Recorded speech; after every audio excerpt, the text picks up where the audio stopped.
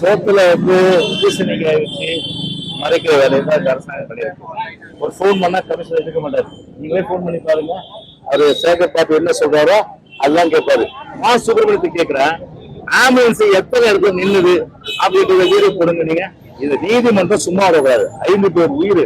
இங்க பார்த்தா அந்த பார்க்க திறக்கிறது ஒரு பாட்டு, மூங்கில் காடுகளேன்னு ஒரு பாட்டு. ஊடு பத்தி எரியும் போது சுருட்டுக்கு நெருப்பு கட்டானா, சுருட்டுக்கு நெருப்பு கட்டானா.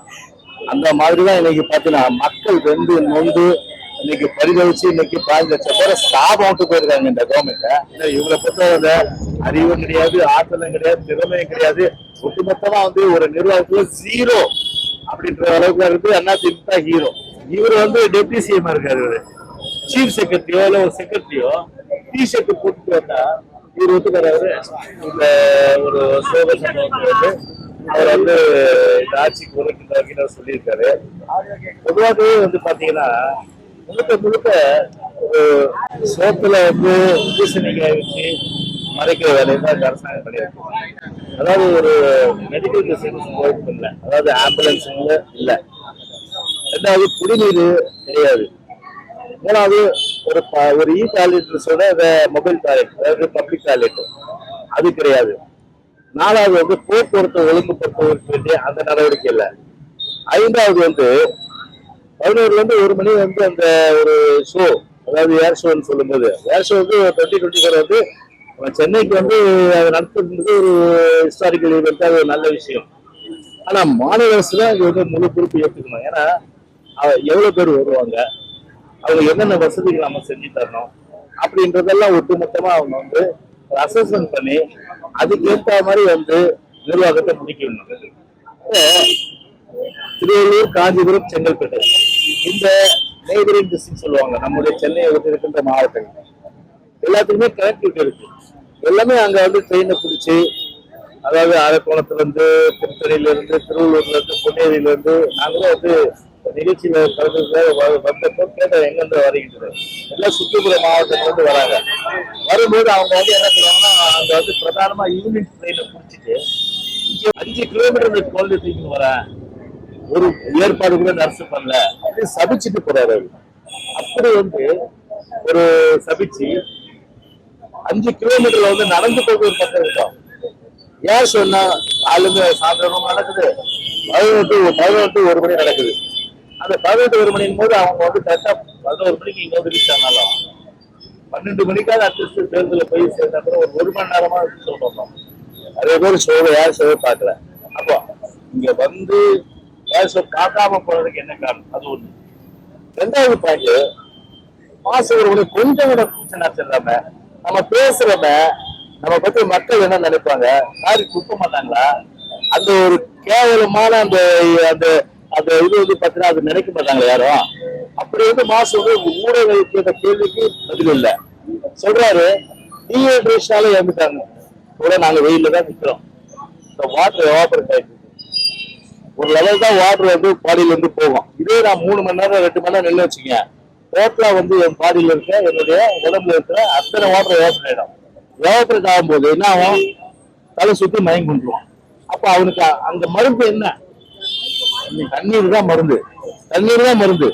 அப்ப நான் என்ன சொல்றேன்னா, நீங்க அந்த தண்ணீரை வந்து வைக்கலையே. நான் சொல்றேன், யாருங்க கார்பரேஷன் தாங்க முழுக்க பொறுப்பு.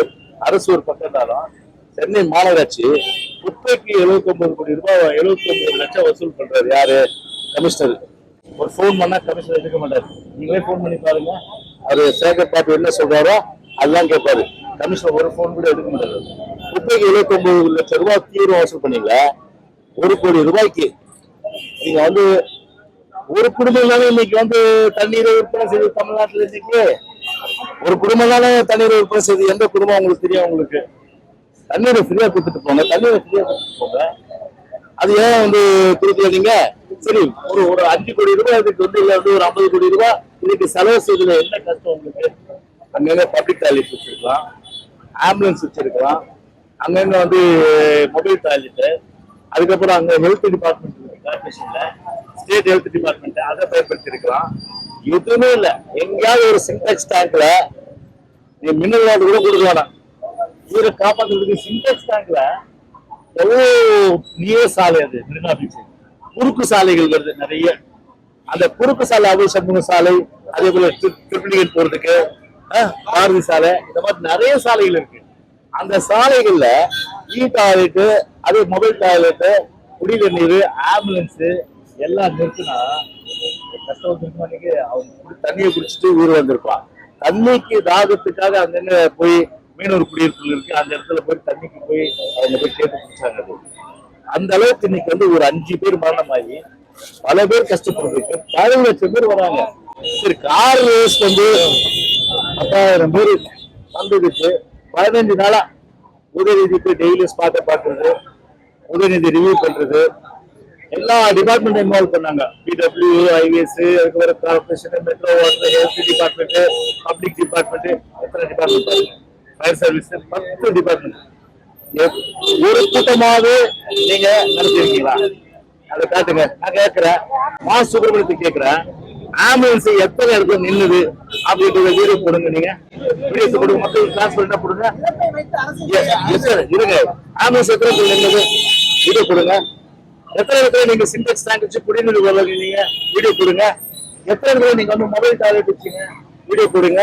எத்தனை இடத்துல நீங்க வந்து அங்க வெளிப்புற புறநகர் வந்து வர்றவங்களை வந்து நீங்க கொண்டு வரதுக்கு எவ்வளவு பேருந்துகள் நீங்க வந்து கொண்டு வந்தீங்க, அதை நீங்க வீடியோ எடுத்து போடுங்க. முடியாது உங்களால. அதான் நான் சொல்றேன், நீங்க கேட்ட கேள்வி பாரு. இது நீதிமன்றம் சும்மா வரக்கூடாது. 5 பேர் உயிர் இன்னைக்கு கஷ்டப்பட்ட சூழ்நிலை. இன்னைக்கு பாத்தீங்கன்னா மு.க. ஸ்டாலின் இன்னும் வேறமே வந்து மக்கள் மத்தியில இருந்து நீங்கல, அந்த சோகம் என்ன நீங்கல. 5 பேர் அந்த கார்த்திகே சொல்லிட்டு பாவம் படிச்சுட்டு இந்த மாதிரி வந்து இப்ப இறந்து போயிட்டாரு. குடும்பத்துக்கு ஆகுது. அது எல்லாம் 5 குடும்பம் நம்ம நிலைமை. அப்படி இருக்கிற சூழ்நிலையில அந்த குடும்பத்துக்கு 5 லட்சம் கொடுக்கணும் போதாது. 10 லட்சம் ரூபாய்க்கு மேல கொடுக்கணும், அரசு வேலை கொடுக்கணும். அது ஒரு பக்கம். ரெண்டாவது என்னன்னா, இது வந்து லேஸ்ல விடக்கூடாது.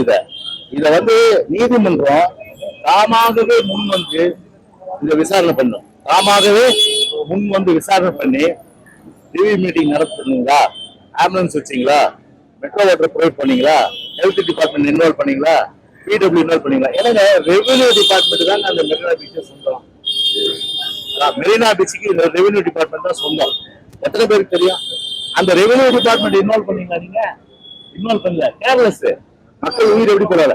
அது மட்டும் இல்லாம அவ்வளவு பெரிய அளவுக்கு மெரினா பீச் உலகத்திலே பார்த்தீங்கன்னா மிக நீள கடற்கரை 2வது இடம். அவ்வளவு பெரிய ஸ்பேஸ் இருக்கும்போது அந்த ஸ்பேஸ 3ல 1 பாகம் யார் ஆக்கிரமிப்பு பண்ணா? யார் ஆக்கிரமிப்பு பண்ணது? மக்கள் ஆக்கிரமிப்பு பண்ணாங்க.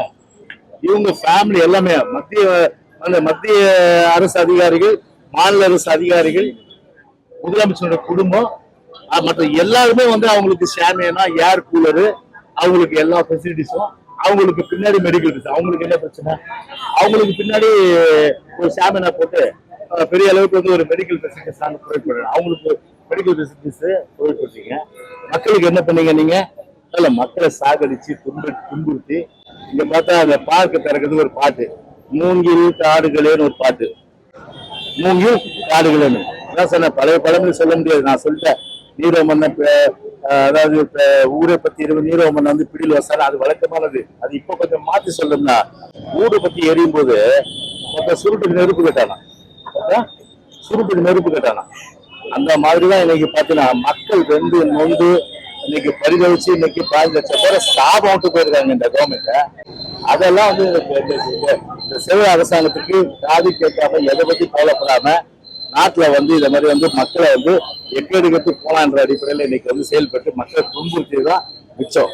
சார், அரசியல் கொந்தளிக்கிறார் சார் அமைச்சர். கேள்வி கேட்கிற இடப்பயிற்சி அரசியல்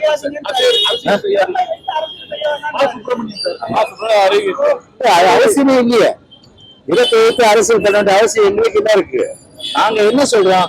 ஒரு அரசு முன்னெச்சரிக்கை, முன்னேற்பாடு, இதுதான் விஷயம். முன்னெச்சரிக்கை, முன்னேற்பாடு. வருமுன் காப்பவன் தான் அறிவாளி. ஒரு வந்த பின் தவிர்ப்பவன் தான் ஏமாளி. அந்த மாதிரி இந்த அரசு நிர்வாக திறனற்ற, செயலற்ற ஒரு கிரௌடு மேனேஜ்மெண்ட், அதை கூட வந்து சரிவர ஒரு கையாளாக முடியாத ஒரு கையாளாகாத ஒரு அரசு இதே ஏஆர் ரகுமான் கச்சேரி நடந்தது. ஏஆர் ரகுமான் கச்சேரி என்னாச்சு? அதிக தானே ஒரு டிசி பாத்துறீங்க நீங்க. அது ஒழுங்கா பண்ணீங்களா? நீங்க கிரவுட் மேனேஜ்மெண்ட்டுக்கு எல்லாத்துலயும் ஒரு சட்ட ஒழுங்கு, மக்களுக்கு எல்லா வித வசதிகள் பார்த்தா எல்லாத்தையும் செய்து தர ஒரு அரசு. இவங்களை பொறுத்தவரை அறிவும் கிடையாது, ஆற்றலும் கிடையாது, திறமையும் கிடையாது. ஒட்டுமொத்தமா ஒரு நிர்வாகத்துல ஜீரோ அப்படின்ற அளவுக்கு இருக்கு. அதிமுக ஹீரோ. சார், அரசு நிகழ்ச்சிகள் டிஷர்ட் போட்டு வரக்கூடாதுன்னு உதயநிதி ஸ்டாலின் சொல்லியிருந்தீங்க. ஆனா நேற்று நடந்த பூங்கா திறப்பு நிகழ்ச்சியில அவர் டிஷர்ட் போட்டு தான் வந்திருந்தாரு. இல்ல நான் சொல்றேன், நானே வீட்டுல டிஷர்ட் போடுவேன். ஒரு ஸ்போர்ட்ஸ் ராயபுரத்துல திருவிழா சென்னையில எங்க நடந்தாலும் சரி என்ன கூட்டுவாங்க, டிஷர்ட் போவோம். அது ஒரு பிரைவேட் நிகழ்ச்சி. அது பிரைவேட் நிகழ்ச்சி. டிஷர்ட் போடலாம். நான் இன்னும் டிஷர்ட் நான் விரும்புறேன். நான் இப்போ பல பேருக்கு பார்த்துருப்பீங்க நீங்க. இந்த யூடியூப்ல கூட பாத்தீங்கன்னா வீட்லயே கேஷுவலா டிஷர்ட் போட்டு போடுவாங்க. அது பிரைவேட். அது கவர்மெண்ட்டுக்குன்னு ஒரு டெக்கரம். எங்க கேள்விதான், கவர்மெண்ட்டுக்கு ஒரு டெக்கரம். சரி, நான் கேட்கிறேன், இவர் டெப்டி சிஎம் இருக்காரு, சீஃப் செக்ரட்டரியோ இல்ல ஒரு செக்ரட்டரியோ டிஷர்ட் போட்டுட்டு வந்தா இவர் ஒத்துக்காரு? இவர் ஒத்துக்கார? உங்களதான் கேட்கிறேன். ஒரு சீஃப் செக்ரட்டரியோ இல்ல ஒரு செக்ரட்டரியோ இல்ல ஒரு ஹெச்ஓடியோ ஒரு டிஷர்ட் போட்டுட்டு வந்தா ஒத்துப்பாரா? ஒத்துப்பாரா? நான் கேட்கிறேன். ரோமன் டெக்கரம் இருக்கு. சமணன் பண்பாடே வேஸ்ட் தான்.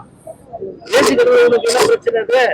அது ஒரு ரெண்டாவது நீ பலியில போட உடனே சொல்ல போடும் போ. கட்சி நிகழ்ச்சிக்கு போட்டு போங்க. கட்சி நிகழ்ச்சிக்கு பாத்தீங்கன்னா மூஞ்சில கூட உங்க சின்னத்தை வரைஞ்சீங்க, எல்லா இடத்துலயும் புரிய வரைஞ்சீங்க. எங்களுக்கு பிரச்சனை இல்லை. ஆனா அரசு நிகழ்ச்சின்னு வரும்போது அதுக்குன்னு ஒரு டெக்கரம் இருக்கு. அந்த டெக்கரத்தை மெயின்டைன் பண்ணுங்க. அது கூட கடைபிடிக்க தெரியாத ஒரு என்ன சொல்றதுன்னா ஒரு ஒரு ஒரு அரை வேக்காடு தானே தான் நிச்சயமா நம்ம நிச்சயமா சொல்ல முடியும். ஒரு அரை வேக்காடு தானே சொல்ல முடியும். அதனால பிரைவேட் நிகழ்ச்சி வேற, பப்ளிக் நிகழ்ச்சி வேற. எங்களை பார்த்தா பிரைவேட் நிகழ்ச்சியில நீங்க எப்படி வேணாலும் ட்ரெஸ் கோட போடுவாங்க, எங்களுக்கு மாறுபட்ட கருத்து கிடையாது. ஆனா கவர்மெண்ட் நிகழ்ச்சியில அரசு சிம்பல் என்னைக்குமே இந்த கட்சியுடைய சின்னமோ கட்சி கொடியோ அவருக்கு போகக்கூடாது. அதுதான் விதி. அது அரசு ஊழியராக ஒருத்தர் பேசுறாரு, அரசு ஊழியருக்கும் பொது ஊழியருக்கும் வித்தியாசம் தெரியல. அப்ப டிவிஎஸ் எந்த அடிப்படையில அமைச்சர் ரைட் அடிக்கிறதுன்னா எந்த எந்த எந்த வீட்டுல அமைச்சராக முன்னாள் அமைச்சரானாலும் சரி, டிவிஎஸ் எந்த இடத்துல ரைட் அடிக்குது? ஒரு அரசு அடிக்கிறாங்க ரைட் அடிக்கிறது. அப்போ அரசு ஊழியராக இருந்தாலும் பொது ஊழியராக சரி கையெழுத்து போட்டு நம்ம சம்பளம் அதுக்குன்னு ஒரு டெக்கரம் இருக்கு. இந்த டெக்கரத்தை ஃபாலோ பண்ணுங்க. சரி, அதனால அதுக்காக தான் சொன்னேன். எனக்கு என்ன டிஷர்ட் எல்லாருமா போடுங்க, அவங்க சொந்த நிகழ்ச்சி போட்டு போங்க. நிகழ்ச்சியில 5 பேர் அதிமுக